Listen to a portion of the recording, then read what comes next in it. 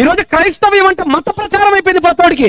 మత ప్రచారం అనే ప్రతోడికి చెప్తున్నాను, ఒకవేళ మత ప్రచారం అనేదే కనుక నేరం అయితే, మత ప్రచారం అనేదే కనుక పాపం అయితే, ఈ దేశంలో అతిపెద్ద నేరగాడు ఎవడో తెలుసు? అశోకుడు అవ్వాలి. ఈరోజు అశోకుడు అతిపెద్ద నేరగాడు అవ్వాలి. ఎందుకంటే నువ్వు నీ లెక్కలో మత ప్రచారం నేరం కదా, మత ప్రచారం దేశద్రోహం కదా. నీ క్రైటీరియాని కనుక ఆపాదిస్తే అశోకుడు దేశద్రోహం అయిపోతాడు నీ క్రైటీరియా ప్రకారంగా. ఎందుకంటే అశోకుడు చేసిన మత ప్రచారం ఈ దేశంలో కాదు, ఈ ప్రపంచంలో కూడా ఎవడు చేస్తుంటాడో మీ అందరికీ తెలుసు. 262 క్రీస్తు పూర్వంలో కళింగ యుద్ధం జరిగింది.